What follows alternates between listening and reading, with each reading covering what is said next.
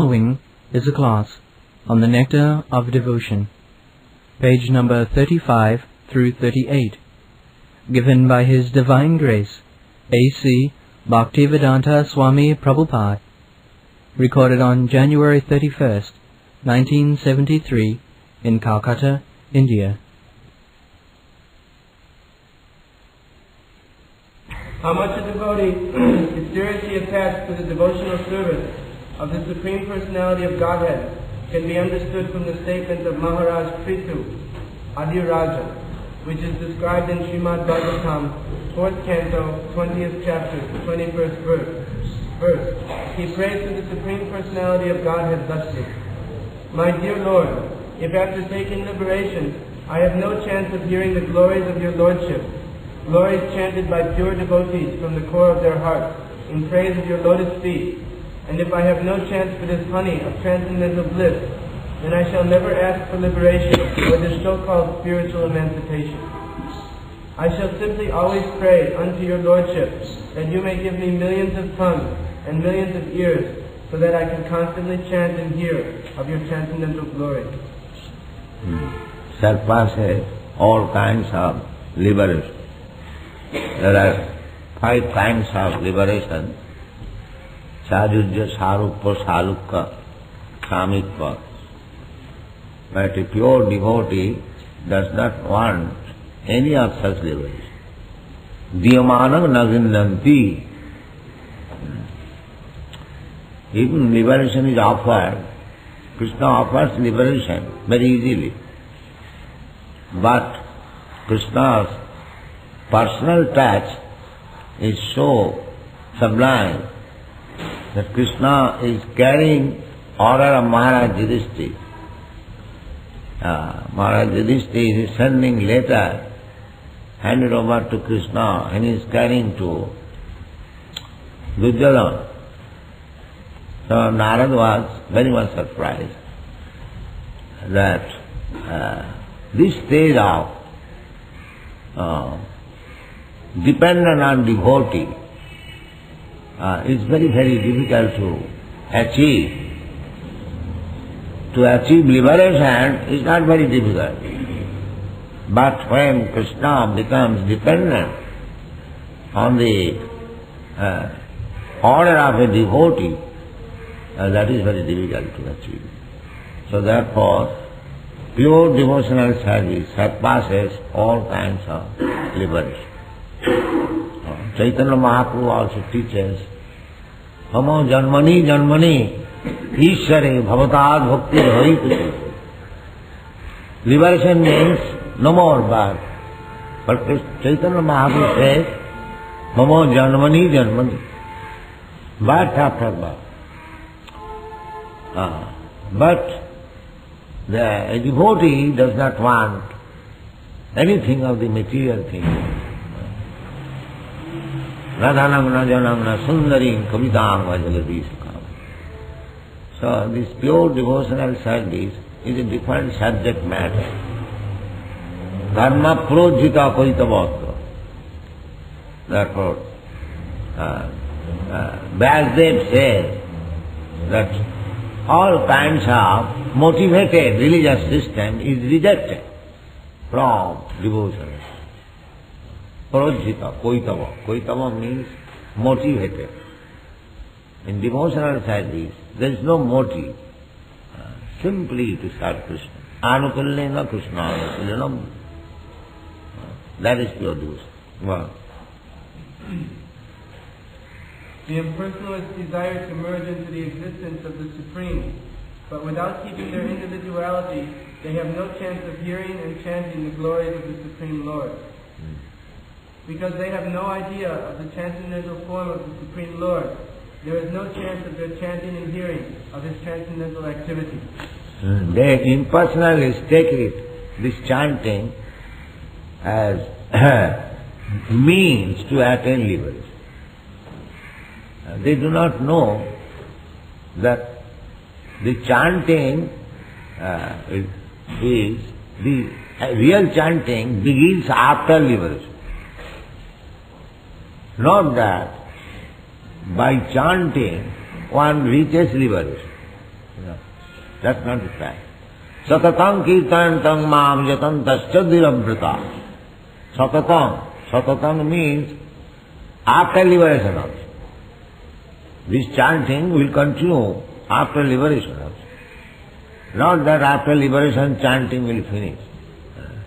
In Bhagavad Gita it says Satatam. Satatam means after liberation also. Before liberation and after liberation. Therefore it is Nitya. Nitya means it does not stop.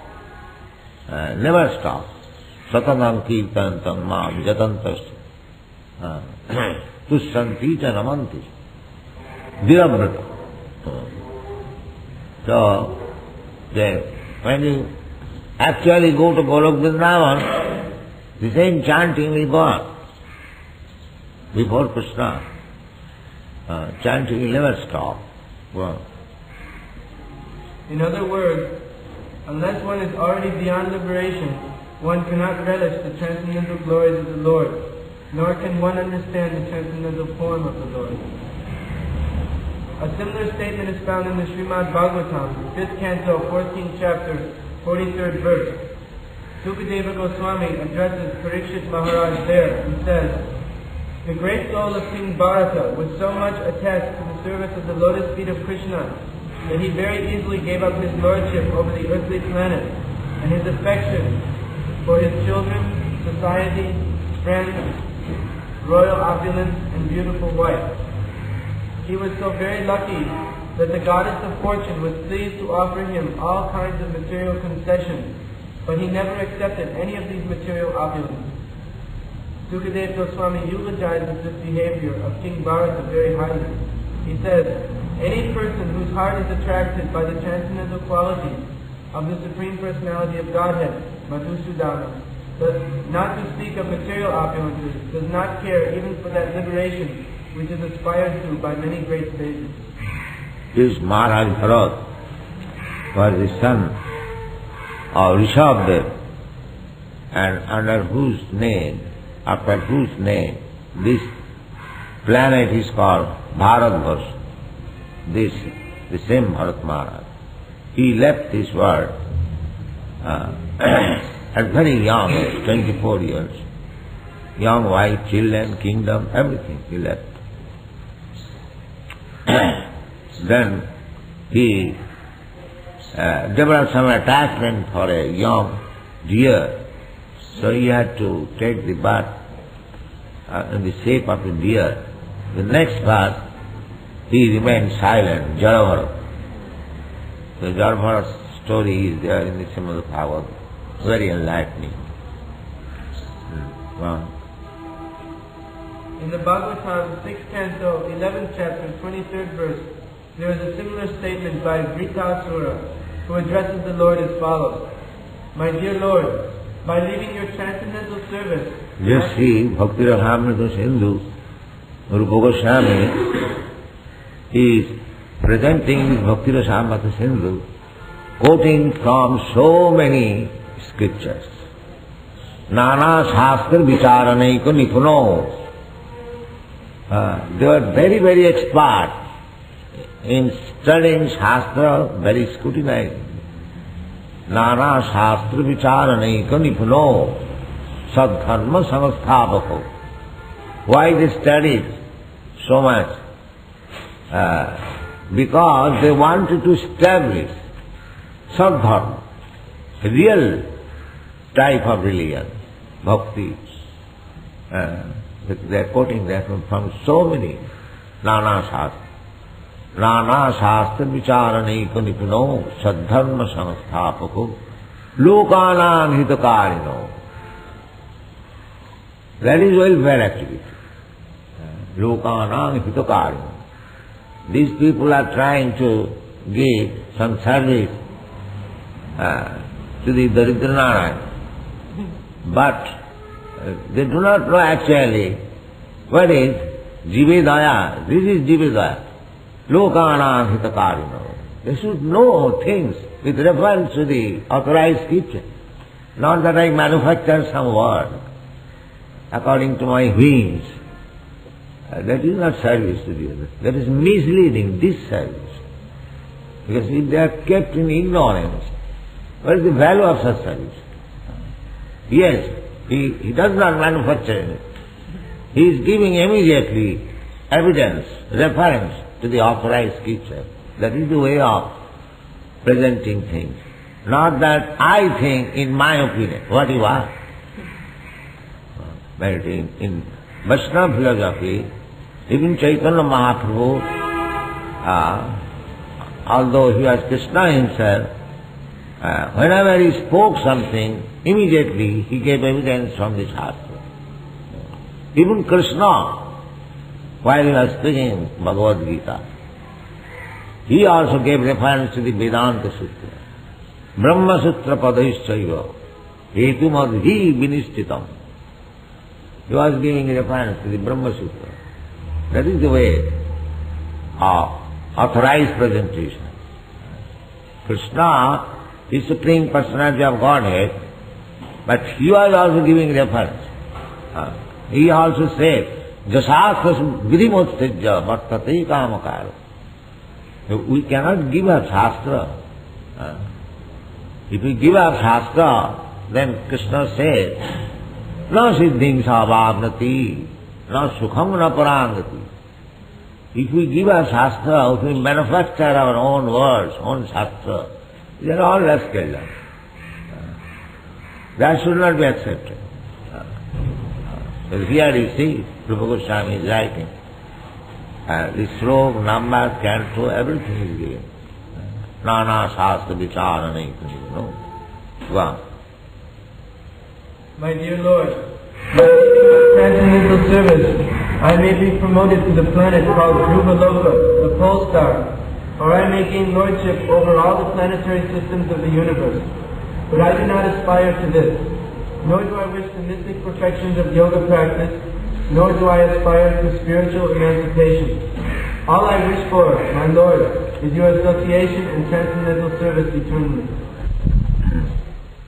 This statement is confirmed by Lord Shiva in the Srimad Bhagavatam 6th canto, 17th chapter, 52nd verse, wherein Lord Shiva addresses Sati thusly, My dear Sati, persons who are devoted to Narayan, Krishna, are not afraid of anything.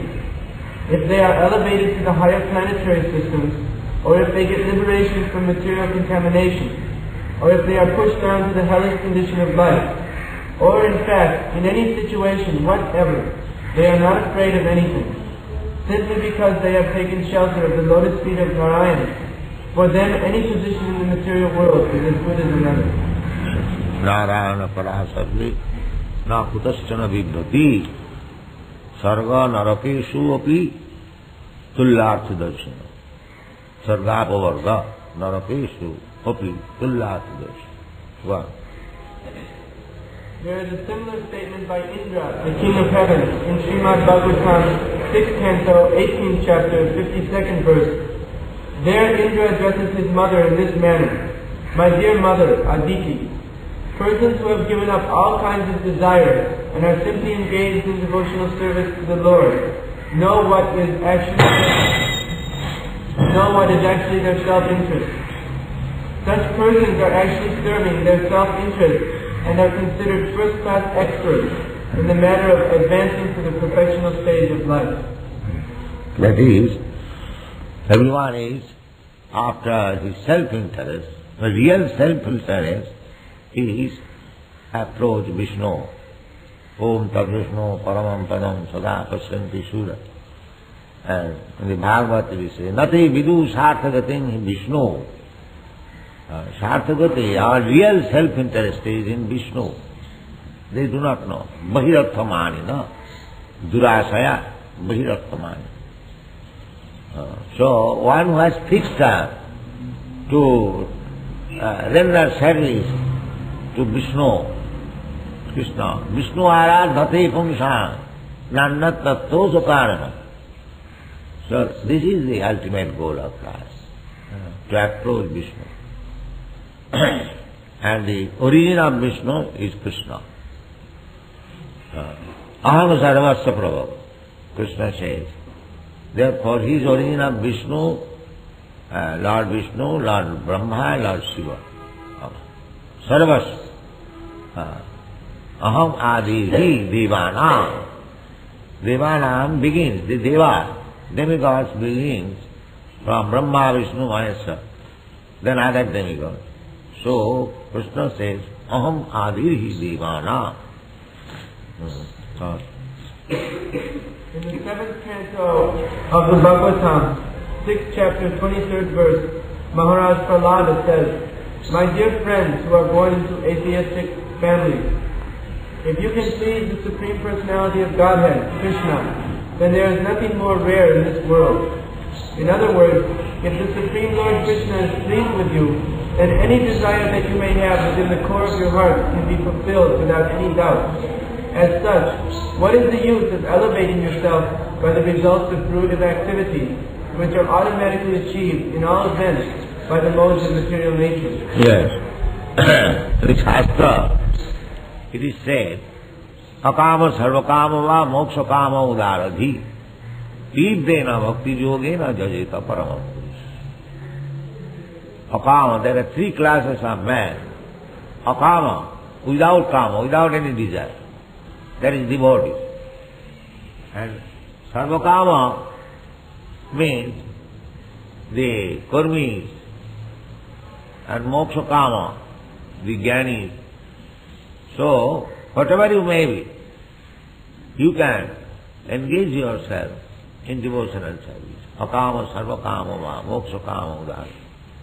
Tivrena bhakti yogena jajeta param purush. Your desires will be fulfilled. Even if you are thinking like karmi, still you can take to devotional service, your desires will be fulfilled. Krishna is so kind. Whatever you desire, he will fulfill. And what is the use for you of spiritual emancipation or liberation from material bondage? If you are always engaged in chanting the glories of the Supreme Lord and always relishing the nectar of the lotus feet of the Lord, then there is no necessity for any of these. By this statement of Prahlad Maharaj, it is clearly understood that one who takes pleasure in chanting and hearing the transcendental glories of the Lord has already surpassed all kinds of material benedictions, including the results of pious activities, pious fruitive activities, sacrifices, and even liberation from material bondage. Similarly, in the same 7th canto, 8th chapter, 39th verse, when the demigods are offering prayers to Lord Simha, Indra, the King of Heaven says, O Supreme One, these demons talk of our share of participation in the performance of ritualistic sacrifices, but simply by your appearance as Lord Nrsingadev, you have saved us from terrible fears. Actually, our shares in the sacrificial performances are due to you only, because you are the supreme enjoyer of all sacrifices. You are the super soul of every living entity, and therefore you are the actual owner of everything. Long were our hearts always filled with fear of this demon, Hiranyakashipu, but you are so kind towards us that by killing him, you have removed that fear from within our hearts, and have given us the chance to place your lordship within our hearts again. For persons who are engaged in the transcendental loving service of your lordship, all the opulences which were taken away from us by the demons are counted as nothing. Devotees do not even care for liberation, not to speak of these material opulences. Actually, we are not enjoyers of the fruits of sacrifices. Our only duty is to be always engaged in your service, for you are the enjoyer of everything.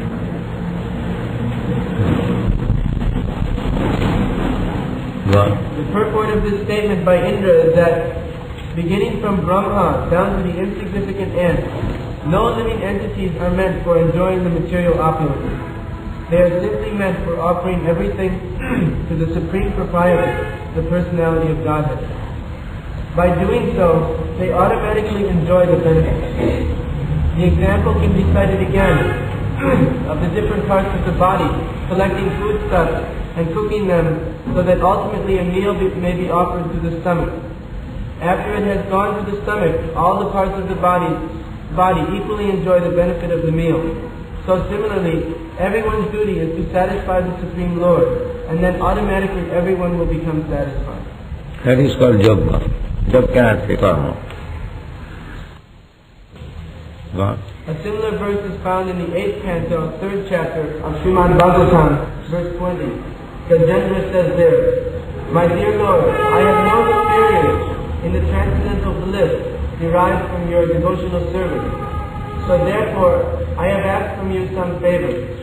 But I know that persons who are pure devotees and have, by serving the lotus feet of great souls, become free from all material desires, are always merged in the ocean of transcendental bliss, and as such are always satisfied simply by glorifying their auspicious characteristics. For them there is nothing else to aspire to or pray for."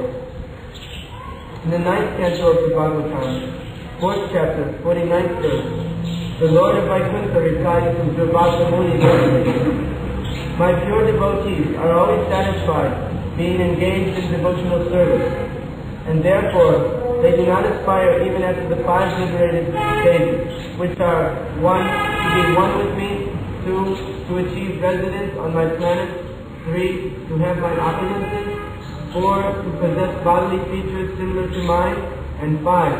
To gain personal association with me." So, when they are not interested even in these liberated positions, you can know how little they care for material opulences or material liberation. All right.